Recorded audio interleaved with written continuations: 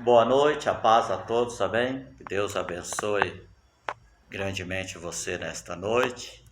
Aleluia. Espero que você tenha tido uma semana abençoada aí na presença de Deus e tenho certeza que Deus tem te guardado, amém? Já abre a palavra aí em Romanos 8, 31, 34, nós vamos aprender sobre ela. Vamos ver o que o Espírito Santo tem para nós nesta noite. Mas antes vamos aí fechar os nossos olhos e buscarmos a presença de Deus. Pai, mais uma vez diante da Tua presença nesta noite, Pai querido, eu te louvo pela vida de todo irmão, Pai amado, de toda irmã, Pai querido, que está neste momento online conosco, aqueles que vão assistir depois, que o Senhor possa derramar da Tua unção, da Tua graça sobre a vida de cada um deles, e que nesta noite nós possamos nos encher da Tua presença, Pai amado, pois entendemos que sem a Sua unção, a Tua graça sobre nós, a gente não suportaria tanta as diversidade que vem de encontro conosco. Mas nós também te agradecemos, Pai amado, pelo cuidado, por tudo quanto o Senhor tem feito conosco. Que através da Tua palavra neste momento, o Senhor venha falar com cada um de nós aqui neste lugar.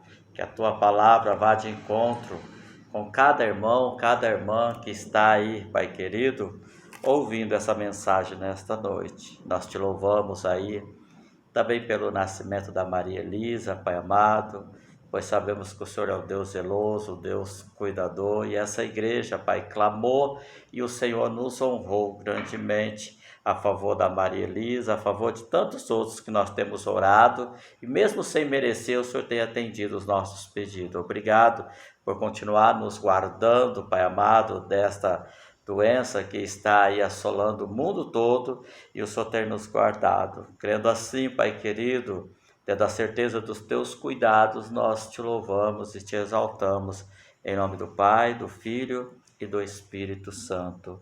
Amém e amém. Aqui em Romanos 8, do 31 ao 34, a palavra de Deus diz assim: Que diremos, pois, a estas coisas? Se Deus é por nós, quem será contra nós?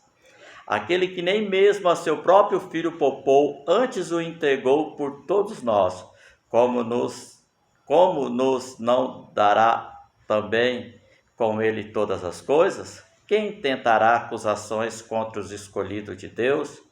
É Deus que os justifica. Quem é que condena? Pois é Cristo quem morreu, ou antes, quem ressuscitou dentre os mortos, o qual está à direita de Deus e também intercede por nós, né? Passagem linda, todo mundo conhece aqui. E nós vamos estudar um pouquinho, vamos ver o que diz aqui, né?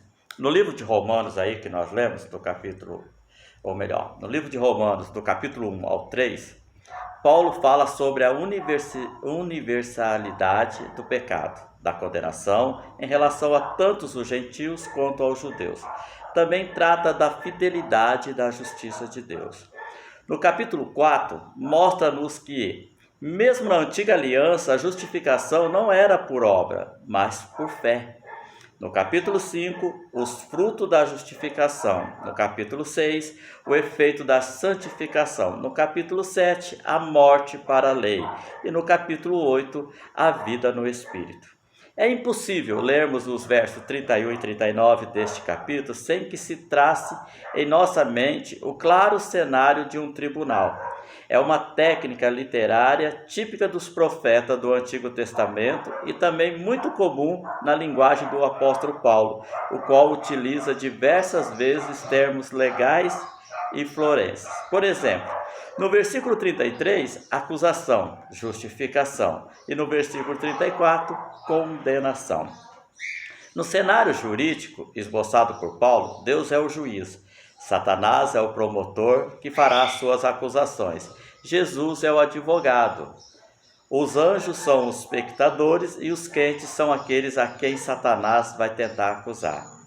Havendo anteriormente provado seus temas, o apóstolo Paulo prorrompe agora uma série de exclamações por meio das quais expressa a grandeza de alma que dos crentes quanto às adversidades insiste em fazê-los desesperar. Ele nos ensina nessa passagem, através dessa poderosa verdade, que há um encorajamento indestrutível, há um incentivo inquebrantável, há uma força intransponível disponibilizado a todo cristão no momento da aprovação, a consciência do favor e do amor paterno do nosso Deus. Essa consciência vai se estabelecer através das reflexões sobre as perguntas que o apóstolo faz aos crentes. Elas encontram-se listradas repetitivamente nos versos 31, 32, 33 e 34. Passemos, portanto, a considerá-la expositivamente nesse sermão. A primeira pergunta é: se Deus é por nós, quem será contra nós?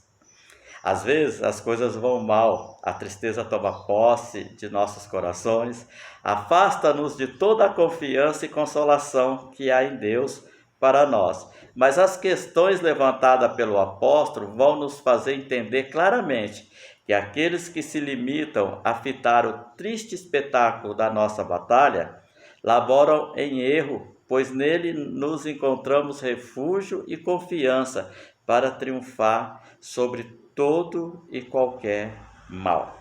O versículo diz: se Deus é por nós, quem será contra nós? Imagine se fosse o oposto, se Paulo estivesse dizendo: se Deus é contra nós, quem será por nós? Aliás, é isso que Paulo vai mostrar. Por exemplo, no capítulo 1, pessoas que Deus está contra e não a favor. O pior inimigo que alguém pode ter não é o diabo, é o próprio Deus. Porque se alguém cai nas mãos do diabo, Deus pode tirá-lo de lá. Mas se alguém cai na mão de Deus, quem o livrará? A Bíblia diz que horrenda coisa é cair na mão do Deus vivo. Isso está em Hebreus 10, 31. Porém, aqui é animador. Observamos que Paulo não está dizendo que Deus é contra nós. Ele está nos dizendo algo maravilhoso. Deus é a nosso favor. Deus está do nosso lado. Deus é conosco. Deus é por nós. Isso não é uma possibilidade, como se Deus pudesse ou não ser por nós. O apóstolo não está em dúvida se Deus é. Não está em dúvida se Deus é por nós, pode ser entendido como uma vez que Deus é por nós, dado que Deus é por nós. Posto que Deus é por nós, já que Deus é por nós, quem será contra nós? A resposta à pergunta do apóstolo é imediata. Se Deus é por nós, quem será contra nós? Ninguém. Mas isso não quer dizer, em hipótese alguma, que nós não vamos ter nenhuma oposição, nenhuma hostilidade, nenhum inimigo que se levante contra a fúria, ira, indignação contra nós. Muito pelo contrário, temos numerosos e perigosos inimigos que todos os dias nos atacam. Primeiro, vivemos num mundo incrédulo que nos odeia e persegue veementemente. Segundo, Paulo menciona no versículo 38, principados, anjos e demônios que se levantam contra nós. Terceiro, e o pior inimigo de todos, porque está dentro de nós, é eterno e não externo, a nossa carne, que apesar de mortificada, tenta todos os dias nos convencer do contrário. O Deus por nós não significa ausência de adversário, mas certeza de vitória. Apesar de termos grandes e numerosos inimigos, eles não se comparam em grandeza e poder com o nosso Deus. Se o mundo e a carne e o diabo são contra nós, não nos importa, Deus é por nós. Se o mundo nos aflige, o Senhor diz: tenho visto, dito isto, para que em mim tenhais paz, no mundo tereis aflições, mas tende bom ânimo, eu venci o mundo. Isso está em João 16, 33. Porque todo o que é nascido de Deus vence o mundo, e essa é a vitória que vence o mundo, a nossa fé. Está registrado em João 5, 4.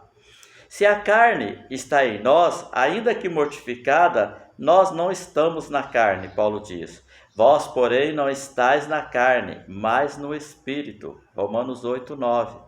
Se os principados e potestades se vestem de ira contra nós, tramando secretamente a nossa destruição, Paulo diz: Cristo despojou os principados e potestades, os exibiu publicamente, deles triunfou na mesma cruz. Colossenses 2,15. Então, quando você enfrentar a oposição, quando sentir em seu rosto o bafejar do ódio e da fúria do inimigo da sua alma, quando tudo parecer desmoronar à sua volta, lembre-se, Deus é por você, Deus está do seu lado. Isso muda a nossa perspectiva em meio às situações mais difíceis e tenebrosas da nossa vida, quando a gente tem essa certeza de que Deus é por nós. Segunda pergunta que o apóstolo faz: Deus não nos dará com Cristo todas as coisas? O verso 32 aí que nós lemos. A incredulidade pergunta: porventura ele dará? A fé pergunta: porventura não dará?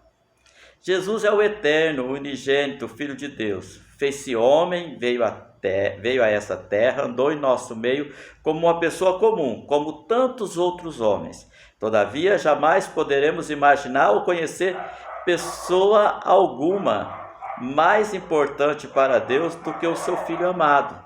Talvez você pergunta: e eu? Não sou importante para Deus? Sim, nós somos, mas porque estamos em Cristo. Mas eu também não sou filho de Deus? Sim, somos filho por adoção. Jesus é o Filho unigênito de Deus. Deus nos ama com um amor incondicional, mas Ele nos ama em Cristo. Ninguém pode ir a Deus se não for por Jesus. Tão somente por meio de Jesus que o homem pode ser objeto do amor e não da ira de Deus. É Deus em seu amor singular, incomparável, incomensurável, mesmo sem nós merecermos, deu o seu Filho por nós. No versículo 34 diz: aquele que não poupou o seu próprio Filho. Essa menção de Paulo remete-nos diretamente ao texto de Gênesis 22:12, onde Deus diz a Abraão: não estenda a tua mão sobre o moço, e não lhe faças nada, portanto agora sei que teme a Deus e não me negaste. Negar aqui é igual a poupar o teu filho, o teu único filho. Poupar seria privar do sofrimento, da morte e do sacrifício. Abraão deu o seu filho único como sacrifício, mas Deus proveu um sacrifício substitutivo. Agora, quando Deus entrega o seu único filho, não há substitutos para ele. Não é possível, porque o seu filho é o próprio Cordeiro vicário, substituto. Ele está substituindo você e eu. Nós é que merecíamos estar ali. João Batista se referiu a ele como Cordeiro de Deus que tira o pecado do mundo. Ele veio com esse propósito, não poderia ser diferente disso. A morte de Jesus não foi um acidente de percurso, um plano B, mas o propósito eterno de Deus. Ninguém estaria capacitado para fazer o que ele fez. Portanto, Deus não o poupou, mas o entregou por todos nós. O argumento que o apóstolo utiliza aqui é do maior para o menor, ou seja, se Deus deu o que ele tinha de mais importante, de mais valioso, mais precioso, mais querido, mais excelente para nos absolver da condenação da lei, livrar-nos da acusação do tentador, libertar-nos do domínio do pecado, o que mais Deus não nos dará para conseguirmos perseverar até o final? Qualquer coisa que você possa pensar é pequena demais para o Deus que não poupou o seu próprio Filho. Olha que lindo, né? Paulo diz aos crentes de Filipe: eu e o meu Deus, segundo a sua riqueza em glória, há de suprir em Cristo Jesus cada uma de vossas necessidades. Está lá em Filipenses 4,19. A terceira pergunta é: quem planejará, projetará acusação contra os eleitos de Deus? Satanás está muito empenhado, sem dúvida, em nos tentar. Há uma bela canção do grupo Logos chamado-se Confessarmos, que diz em determinado trecho. Diz assim, e as ações e frustração de um corrupto permeiam horas de luto, frutos do inimigo atroz. Quem atrás de qualquer servo espreita, e se podemos aproveita, e eis um pecado a mais. Aqui nesse ensinamento diz, mas eu gostaria de chamar a sua atenção nesse sermão para o seguinte fato: embora Satanás gosta de tentar o crente, essa não é a sua maior ocupação. O trabalho principal de Satanás não é a tentação, mas sim a acusação. Porque a vontade dele é que nós fôssemos condenados por Deus, o juiz. E para ter condenação, primeiro tem que ter acusação. Então ele nos acusa para abalar a nossa confiança em Deus, tirar a nossa alegria do viver cristão, impedir a consolação que temos em Cristo. Ele lembra de pecados antigos, mesmo após termos nos arrependido, confessado a Deus.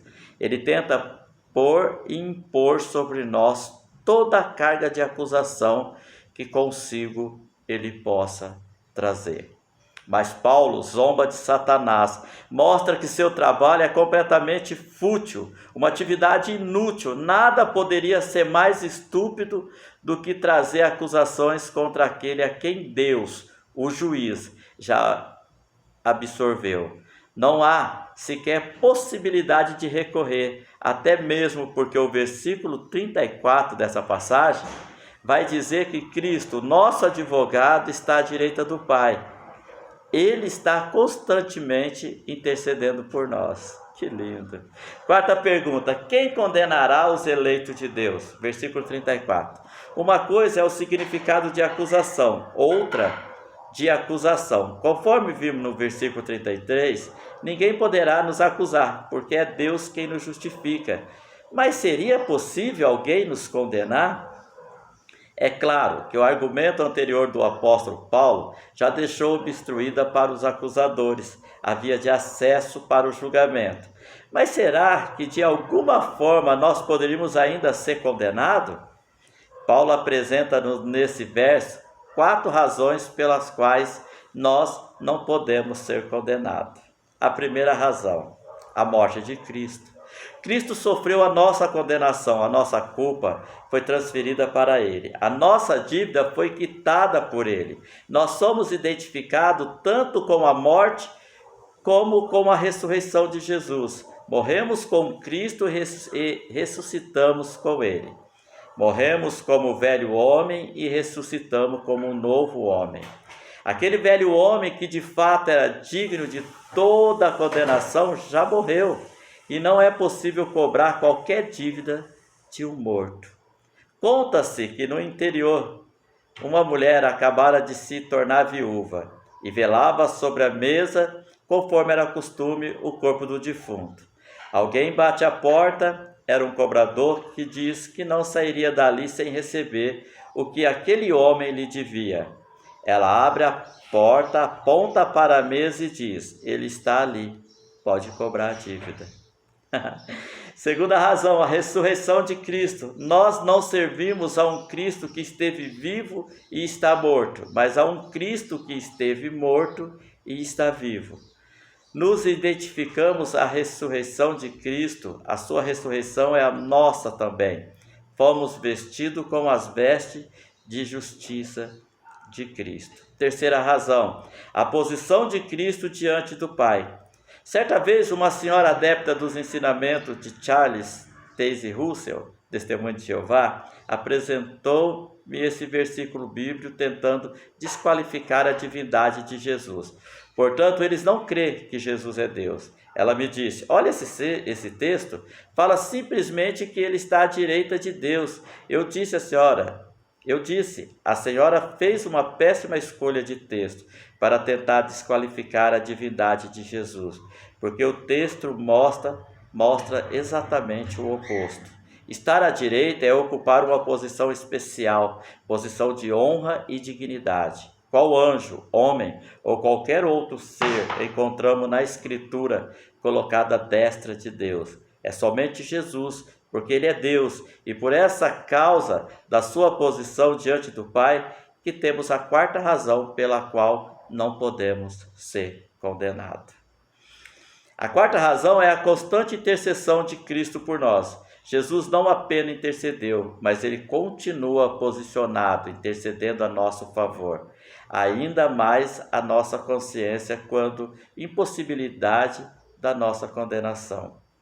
Paulo nos faz entender que Deus é por nós, que Ele nos dá todas as coisas que necessitamos para a nossa plena felicidade, nos servir a Jesus e para a nossa perseverança até o fim, que ninguém pode nos acusar, ninguém pode nos condenar. Você tem descansado nessas verdades?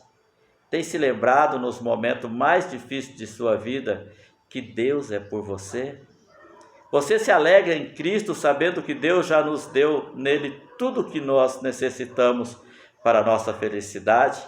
Temos muitos planos e projetos e Deus pode realizar cada um deles, mas tudo isso é muito pequeno perto do que Ele já nos deu.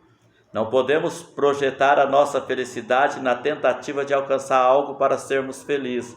Nós já temos a maior razão para nos alegrarmos todos os dias da nossa vida. Você tem dado ouvido às acusações do diabo? Você entende e descansa de fato de que você está e permanecerá justificado, pois não somos salvos por aquilo que fazemos, mas por aquilo que Cristo fez e continuará a fazer por nós. Isso é irreversível. Que maravilha de palavras! Se Deus é por nós, quem será contra nós? Tome posse da palavra de Deus. Fique cheio da unção de Deus. Saiba que Ele é por você. Nos momentos mais difíceis, a gente sabe que Deus está conosco, que Cristo, Ele é o nosso advogado. Amém? Pense bem nisso. Tome posse disso e faça da sua vida espiritual algo diferente, algo realmente que venha sobressair, algo realmente que venha exaltar, engrandecer o nome de Deus. Amém? Que Deus te abençoe nesta noite, que você medite nessa palavra, que pegue esse versículo para você. Se Deus é por nós, quem será contra nós? Não deixa Satanás te acusar.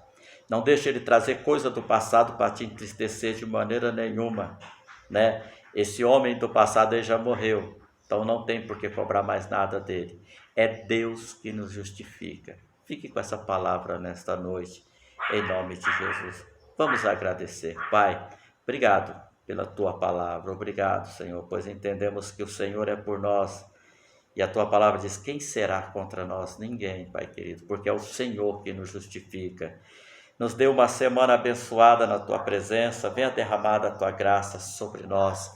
Nos livra de todo mal, nos protege, como o Senhor já tem feito.